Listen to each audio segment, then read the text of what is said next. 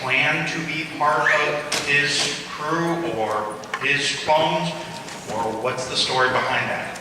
I've always wondered, and now's the opportunity. Here comes a very definitive answer for a change. Ovation. You'll find all answer things much more definitive when they're about season 2. No. They were not Stacey Tins. The flamethrower trooper happened because when we did the episode Landing at Point Rain, the original story treatment got completely abandoned at the editorial phase by George. He came in to watch the first cut of the episode about these 2 guys that had radios, these radio clones, and got completely abandoned. He didn't like it. It didn't evolve the way he wanted, and he said, you know, what I really wanted here was a big D-Day attack, and that was really it. But you know, those guys, the clones had the big special ops helmets with the earmuffs. I call them Leia troopers. They used to have big antennas in their helmets and be like radio guys.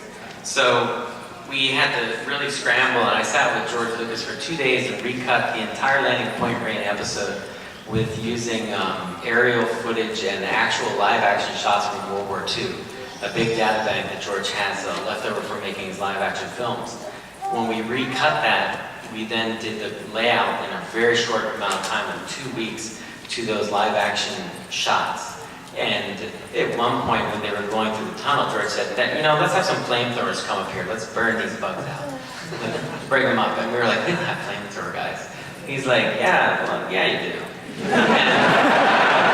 So I was like, of course we do, George. And we took the snow troopers from Trespass and we gave them a different coat of paint, thinking that they were like kind of all-weather troopers, and we painted them a different style. And I think on their shoulder, you're referring to the thing that comes down like this. It's actually a stylized viper head. I had been doodling in my sketchbook that I worked with George on, and I created a whole bunch of animal glyphs that the clone troopers I was thinking would have as part of their vocabulary. And that's where the wolf pack wolf came from. And it appears on a couple others. There's a lion-like head on one of the episodes on Geonosis where the worms inside the head, it's all over there. And that was like a stylized snake head. And it actually, I hadn't noticed the Stacey Tin similarity until you just mentioned it now. So, right, I see that now. That's really cool and would have been an awesome idea. If you'd been on my crew and you came to me with that, I might say, yeah, let's do that. Thank you, though.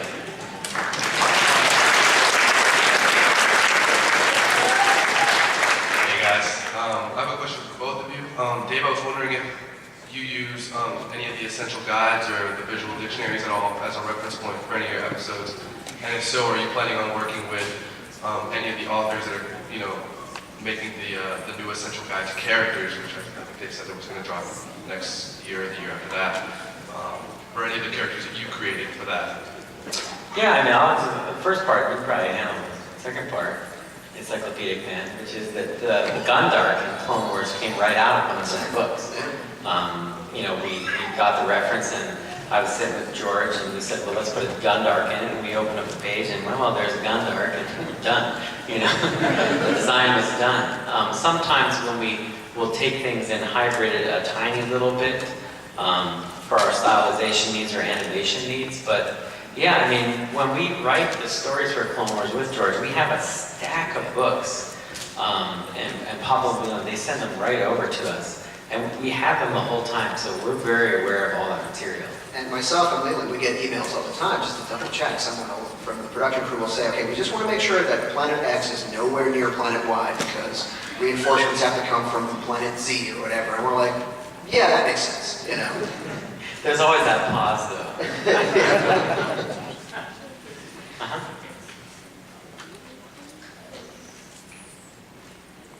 I guess most of these questions are probably for Dave.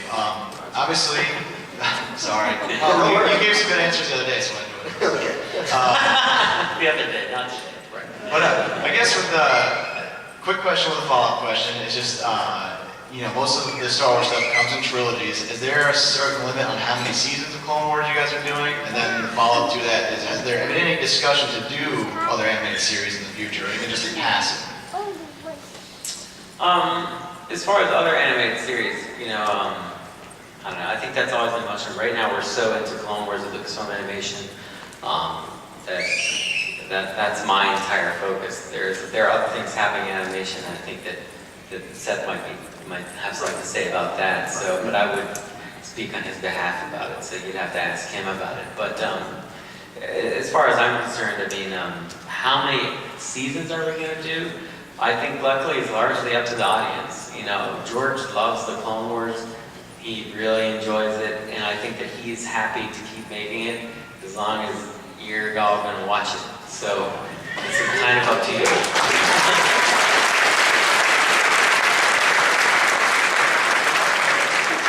Just a silly question for you. Do you have a very favorite special hat? No, this is my new hat, which is gaining a lot of favor for me today. It's black because I thought season 3 needed a shift to go a little bit darker, so I wore a black hat. And the brown hat, honestly, has seen better days. It's been through the rain and the sleet and everywhere from San Francisco to Singapore, so it was looking pretty weather-worn before I left. So I threw on the black hat. I just wanted to bring up the topic that he mentioned is that, the assumption of trilogies and a third season and the knowledge that approximately, 3 years are said to occur between episode 2 and episode 3. One of the things to keep in mind, it's not as if we're watching the Clone Wars in real time. No. We haven't experienced 2 years of the Clone Wars in the first 2 seasons. Right. So, That's very true. Well, The Hidden Enemy took place prior to the movie. that's right. Then Cat and Mouse took place prior to The Hidden Enemy. And for those of you wondering, yes, there is a timeline. It's not ready to be revealed. Now, we work on that a lot Yeah. as new episodes came to light, but we are going to start moving more forward in continuity in the latter part of season 3. I can't say that. And but that's always been a big challenge. And I used to joke with George, about 4, 5, 6, 1, 2, 3, huh? So Clone Wars is like 8, 7, 12, 11, 13, 14. Hike, But it mainly, the reason that happened, to be very honest, is that, George likes a lot of the episodes as much as you guys, and then it gets him thinking, well, what happened before all that? And then he wants to go back and see what happened before it. And then I'll say, now that was cool. Now let's see what happens after that as a result of these things. And it's an interesting thing to watch his mind as a storyteller evolve. And it's tremendously interesting. And I think that's funny, is that people who may react with surprise at discovering this with the Clone Wars, it's like, haven't you been paying attention? Like 4, 5, 6, 1, 2, 3, even Indiana Jones 2 takes place before the first Indiana Jones. And, the Young Indiana Jones Chronicles was all over the place. So it's just the way this universe evolves and operates. Hi, when they were making the prequels, George always said that he knew how the story was going to end with Vader becoming, burned and becoming Anakin. So it's sort of a question I want to ask you is, have you begun to thought about the endgame for the series, and have you thought about the final scenes that are going to take place when we, hopefully not for a while, but eventually reach the end of the series? In massive detail. I could tell you a story that would take an hour probably if I did it in one flow and account the ending of the whole thing, answer the big questions that you want to know, and I'm really excited about the current version of it. Not gonna do that here. I think that would somehow take away from it. And no matter how many small children you guys find to come and ask me what happens to this, it's not gonna break me. It makes me feel horrible inside. I can't eat the rest of the day. I think of that little girl from yesterday, but will it weigh into my final decision? I don't know. I mean, I'll tell you something honestly too, and I think this is important as a story that evolves, is that when I started the Clone Wars 5 years ago, I had a way I thought it should end, and that changed during the course of production, and I started to think differently about it. And then it changed again from that point. And each time as a creative person, I've been sure. I am sure about a certain thing that's going to happen, It's just the way it happens kind of evolves and changes. And I think that that's true of any storyteller. A really interesting thing to do if you want to learn how to write stories is to get Tolkien's letters to his son, Christopher, and read his experience trying to write Lord of the Rings. He'll talk about getting the hobbits in such a fix that he can't even justify himself getting them out of it. That's a good problem to have. George always says that. If you can't get your heroes out of it, that means it's a good problem to have. And as a creative, you know certain things, but the yardage kind of changes in between. So probably by Celebration next, I might have a different version of the exciting, thrilling tale of how it's going to end, but I really like the current version. Thank you.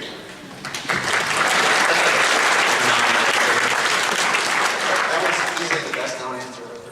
Thanks. Before I start, I would just like to say, nice job to both of you and all that, especially Dave. The Clone Wars is an amazing show and all. Thanks. So, nice job. And I was for my question is, how do you feel as a fan when George is in the meeting and he brings up this idea of having a Vader moment? What's going through your head if it's sort of a hint to Anakin's dark side? It's really cool. I mean, yeah, it's, when George talks about the classic characters, when he adds a line to Anakin, or adds a line of dialogue to Obi-Wan, which he'll do very specifically, you just sit there and you go, yeah, this is the guy. There's no doubt in your mind. I mean, I really think, and I'm lucky that he lets me be such a spokesperson for the Clone Wars. It's very generous of him. But I will always hold that, this is George's thing. And if I'm successful, it's only because I'm being a good student of his. I've been successful, I believe, because I follow what he's taught me. I listen. And I defer to him as truly the master in this apprentice scenario. So the Clone Wars would not be what it is without him. And that's why, I think it's so important to have George involved in everything Star Wars. Always will be. Because without him, it just turns into something different. It doesn't mean that different is bad, but it just means it is different. And that experience that I'm looking for as a fan, which was, A New Hope, Empire Strikes Back, the things that I liked as a kid, he's the guy that can open that door and tell you how it's done. So, when you see George Saturday, you tell him thanks too. No, I mean, really what you're talking about is it's almost like pure undistilled Star Wars. If you're Yeah. watching Clone Wars, Oh, yeah. Thanks for both of you for coming today. Question is kind of like a continuity that's kind of changed quite a bit throughout the years, and that's the Death Star, how it was designed. From Metaloneless to the Maw installation to now Episode 2. I was wondering, is there any more details that might be coming in the Clone Wars that might give more information about how that comes about?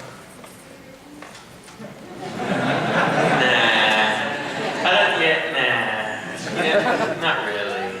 I mean, no. I was trying to, no. Let's just say no and leave it no.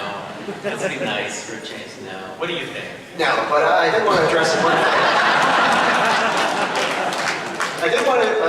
thing. When you talk about the evolving continuity, about the history of the Death Star, and all I can keep thinking is, thank goodness we're talking about something that's as big as the size of a moon, because that can accommodate all the different versions of history. I mean, if we had to somehow pass on the fact that, this is a blaster and it was designed by 15 different cultures over 20 years, it's that would be a harder sell than something as big as a Death Star.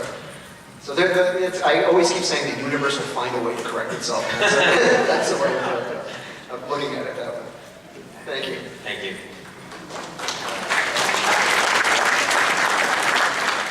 Hi, I'm a big fan of the show. I love it. I love seeing it every week.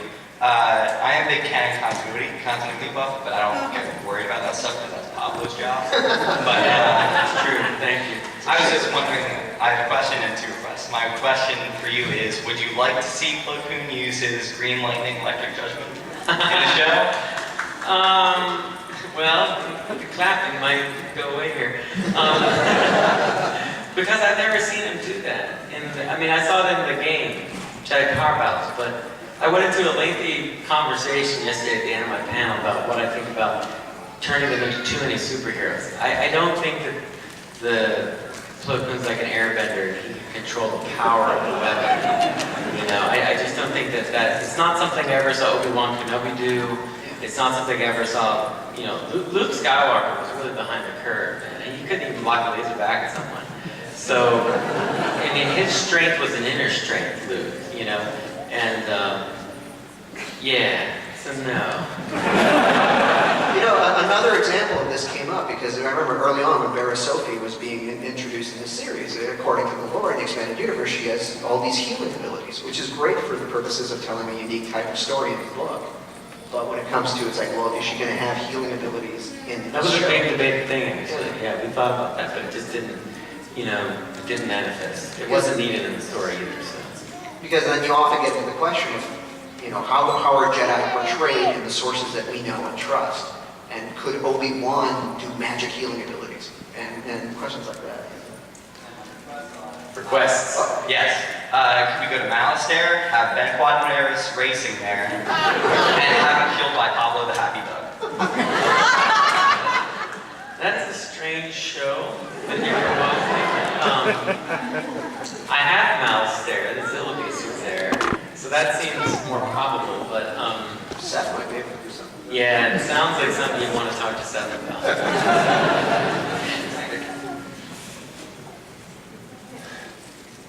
Hi, I was wondering if you ever thought of having guest writers on the show, like from the EU. Like, I'd really like to see a John Jackson Miller episode or an Aaron Alston episode. I think early on that would have been more of a possibility, but these days the way we write it, it seems like less of a possibility. We kind of do it all in one big chunk, and we have a group of guys that I'm super happy with doing the shows now, and I'm really excited for season 3 where a lot of them really debut. So we have a really great team of people, and I think it helps that they work season to season to season. But I mean, you never know. I never want to say never something like that because, you know, having new creative blood is something that's always helped the show move forward from artists, production staff, all the way out. So who knows? Thanks, man. Oh no. I mean that oh no in the most positive way. Hi, I was wondering if there was ever going to be another Star Wars: The Clone Wars movie coming out. Oh. That's clever. Change your question. You know, I'm flattered that you would really want to go watch one. It means a lot to me, actually. But I'm so busy making the TV series right now, I don't know where we'd find the time. Personally, on a very personal level, I would love another shot at it. I think that I learned a lot as a director from the time I did that movie. And man, if I ever got the chance, I know I would really hit that ball a lot farther this time. So I appreciate that you would be one ticket sold. But I really enjoyed doing the TV series, and George is enjoying the TV series. And the thing about that format that it provides me is I get with my guys a crack at making an episode one week, and then we say, yeah, we like it, but let's do it better. We try to do it better the next. So you never know, but right now I'm enjoying the TV series, so I hope you are too. Thank you. Thank you.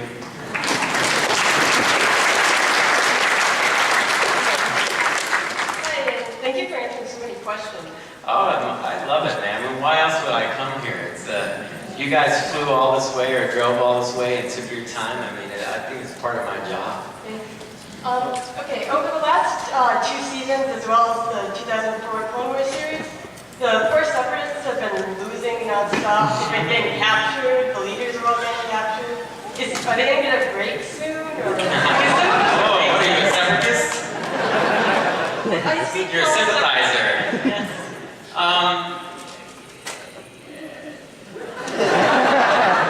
It's something that bothered me. I will say that much. In season 1, I was, it was the way we perceived the series. In a normal TV series, I mean, you'll see the Joker captured how many times and put in Arkansas and come out. And yeah, he's gonna get out again. And there's some structure to the animated series where it kind of feels like that at times. I think we moved away from that. And frankly, last season, in season 2, you didn't see a lot of Dooku. You didn't see a lot of Ventress, and you didn't see a lot of Grievous. We were really kind of puzzling out how do we keep these guys effective. Like I said, if when Dooku came in the room, the Republic and the rest of the guys were like, let's get out of here. He's a much more impressive villain. And right now, the problem is our heroes aren't going to run away from him. And that's kind of an interesting problem to solve. And perhaps coming to the panel that's going to be tomorrow will answer your question so I don't have to. I'll be happy with that. And so will Lucasfilm.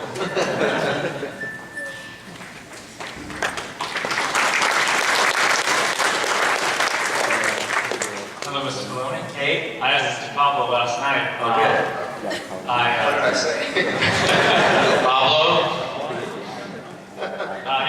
Well, I've seen a lot of Bothans in the comic books and a lot of stuff like that, but I've never seen the show or the movies, and I mean, they're kind of a big deal, I think. So I was wondering if maybe we'd have a chance to see Bothans in season 3, 4, 5.